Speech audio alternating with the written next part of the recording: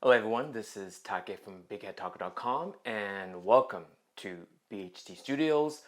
I'm here to do a review of the lens I'm actually shooting this video with, which is the Viltrox AF 33mm f1.4 X mount. I did an article for Fuji Love magazine, so I'll have the link down below, and I was kind of realizing that for whatever article I write for Fuji Love, I write 2 articles a month. Might as well just create a reasonably quick video, at least for me, on the YouTubes for those that don't want to read but would rather just sort of watch. But I do recommend that you do go to Fuji Love so that you can see the image, larger than the resolution that you see here on the YouTubes, because I don't shoot in 4K, and so go to the article to see kind of up close images with the Viltrox lens. But overall, like, the first thing I wanted to test is the video capability. Compared to the XF35-1.4, the stepping motor in this lens is really quiet and accurate and quick compared to the 1.4 for video.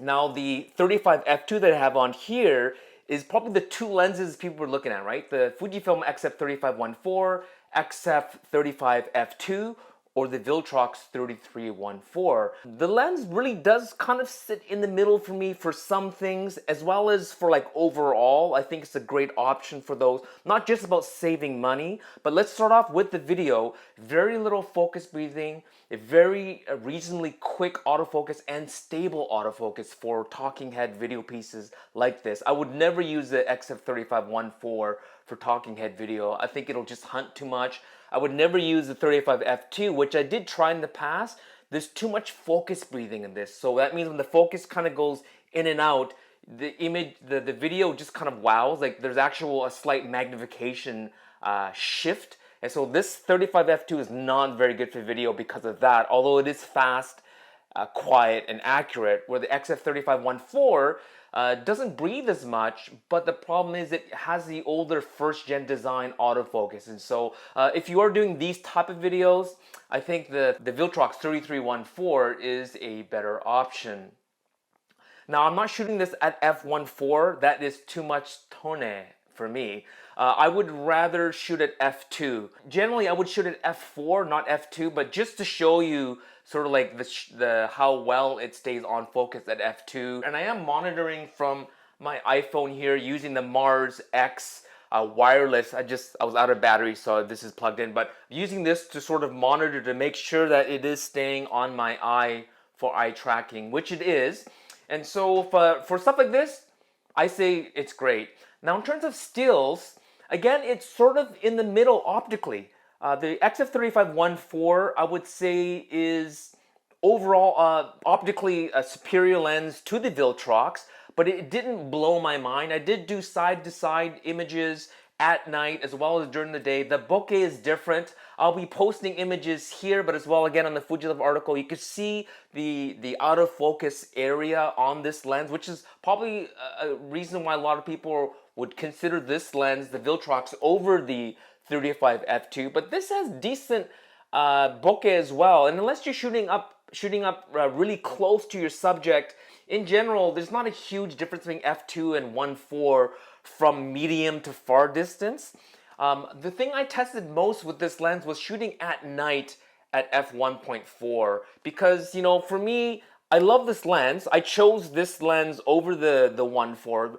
Price was not a consideration at the time. It's just, what is the best lens for me? And I chose the XF35f2, but I knew that was compromising a little bit on ultimate image quality. Now, the Viltrox shooting at night against the 35-1.4, micro contrast was better on the Fujifilm XF35-1.4.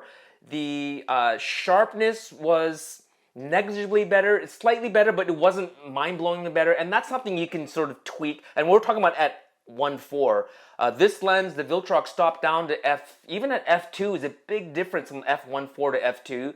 And by the time you're stopped down to f2.8, everything from chromatic aberration to sharpness, micro contrast, I would say it's equal to the Fujifilm, both these lenses. In fact, stop down to f2 and further to 2.8, I prefer the Viltrox over the XF35 f2. But if it came right down to it, like ultimate IQ, it would have to go with the Fujifilm XF3514.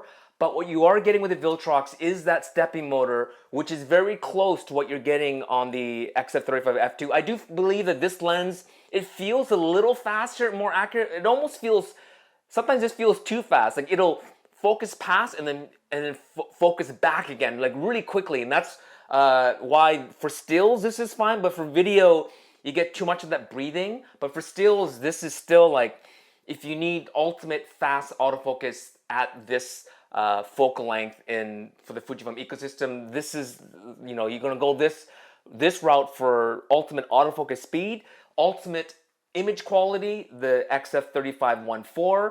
But you want something that's kind of in the middle, right? You have the advantage of the speed and accuracy and the quietness of this lens with the extra stop of the XF3514, and then this has its own little kind of qualities. It is built better, I feel, especially against the 3514. The focus ring on this Viltrox is nice and big and thick, and then if you like to manually focus a lot, especially, you know, you just kind of use the back button to punch in, and then you manually focus, and then you punch back out. This lens is beautiful, and it is full XF data. It communicates, so in your images when you're going through Lightroom or whatever, you can see what aperture you're shooting at with the Viltrox. The focus limiter feature works, eye tracking works, like everything. I haven't tried every single autofocus feature, but it looks like pretty much this can do whatever the Fujifilm lenses can do. You cannot update through the body though. If there is a firmware update, you have to update through a little USB micro connection that's on the mount itself. So you can update the firmware in lens, but not through the body. And that makes sense because, you know, Fujifilm's probably not going to let them let Viltrox hack the camera and be able to update firmware through the camera itself. It has a metal lens, so it's a two-piece. The inner part's plastic, which makes sense because you don't want to scratch the lens mount portion where you're mounting the lens hood, but then the outer portion is metal, so it's a nice solid quality lens hood. The overall build, but it is also a bigger lens versus both the 35 f2 and 35-1.4 for Fujifilm. So it is bigger, but you are getting the f1.4, and you're also getting the 9-blade aperture. There is no hard stops on the aperture ring. It is a smooth, except when you get to A for auto mode, right? So when you go all the way to the end, like the Fujifilm lenses, now it's in A mode, so the camera will pick the aperture for you. Other than that, it's all sort of smooth, but because you are getting the data inside the camera, as you're changing the aperture, you can, okay, there's no hard stops, right? So it's in full third stops. You can see the aperture in screen, so it wasn't a huge deal for me. I mean, I do prefer the hard stops, but it doesn't mean it's perfect for video because it's not a manual aperture ring. It is electronically controlled. So as you're stopping down, it is going like click, click, click, click, click. You can actually see the hard stop in terms of the diaphragm. It is stopping in third stop. So if you think you're gonna smoothly change your aperture in the lens when you're shooting video, that's not gonna happen. Right? But I do think that the best way for video, unless you're trying to change depth of field, I think a lot of times people are using the aperture ring to control the amount of light. It's better to just get a neutral density filter, one you can kind of fade in and fade out. That's probably a better way of using that lens. So again, for video, I think the Viltrox is better than both the Fujifilm lenses. For stills, it kind of lands in between the f2 and the f1.4. In terms of price, it's cheaper than both of them, at least at this time, and almost half the price of the 35-1.4. So if you don't have either of these lenses, the Fujifilm lenses, this is a really good option. It is a true 50mm equivalent because 33 times 1.5 is actually 49.5 versus 35mm times 1.5 is 52.5, I guess. So it is slightly closer to 50mm. That shouldn't make a huge difference. It being slightly wider than this actually helps me. I do like wider-ish lenses anyways. So the 33 is, this lens is designed for APS-C, which is great because the other Viltrox, what was this, a 1.8 or something like that? 85-1.8. This lens is a great lens. I also did a video review. I'll leave the link down below. This is actually a full frame lens, right? And this is still a decent focal length had sort of similar issues with the 3314 in that at wide open you are getting, I'm seeing purple as well as green fringing on both these. Actually, this lens, a lot of people did find the chromatic aberration. I didn't find it on my copy, but it's easy enough to fix in post. And the 3314 Viltrox, wide open, when there's bright lights, you can see purple fringing around the edges of the light. But I actually saw that on the Fujifilm lens as well, the 3514. I saw that. But by the time you stop down to f2, it's 80% gone. And by the time it's f2.8, there is no purple fringing in the little bright highlight spots. And that's similar to the Fujifilm 3514. Or you can just get rid of it in post, right? And that's the sort of thing that I say, like, if you need that extra stop, which for me, that's the advantage of shooting with this lens. It's not about the bokeh. Like, I like my 35 f2. Getting that extra stop on the Viltrox isn't about getting shallower depth of field for me. It's about one stop less at night. So either that means it's, I'm shooting at 1/60th of a second versus 1/30th, or it means I'm shooting at ISO 800 instead of 1600. And that to me is the main advantage for my style of photography using this particular focal length. And so that's my quick thoughts on the Viltrox 33 f1.4. I've embedded images throughout the video, at least I hope I am, or I did.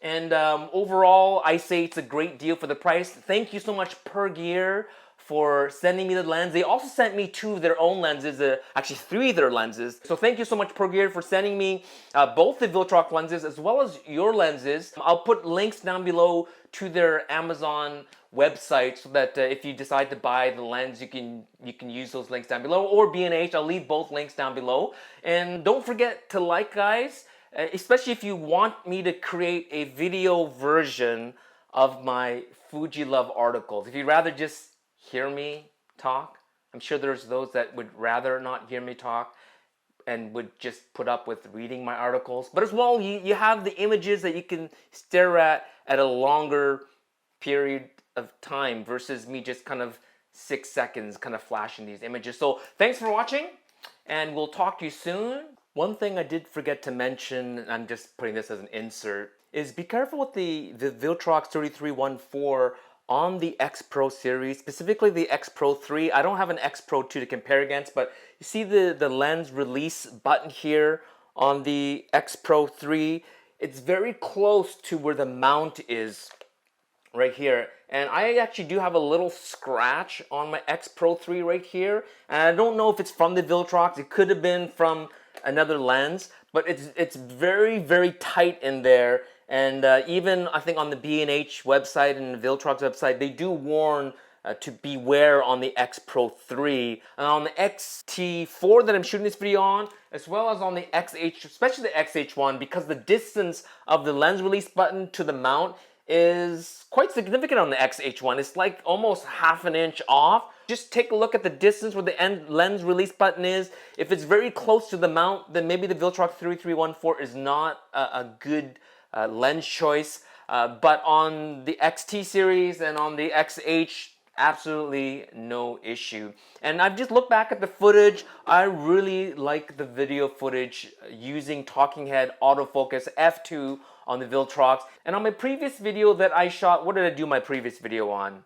Oh, on the bag review of the Chrome Industries Laco tote bag, that was also shot on the 3314. I never mentioned it in the video, but that's the lens that I use. And so for talking head, I think even Camera Conspiracies, I think this is the lens he says he uses for his talking head in his home studio. I think this is my new talking head video on full autofocus until Fujifilm updates the 3514 lens. Because again, like I said, focus breathing on this is great. Autofocus is quick and accurate with that stepping motor, the STM stepping motor they have in here. So that's great. Now back to regular programming. Thanks for watching, and we'll talk to you soon. Happy shooting. Peace.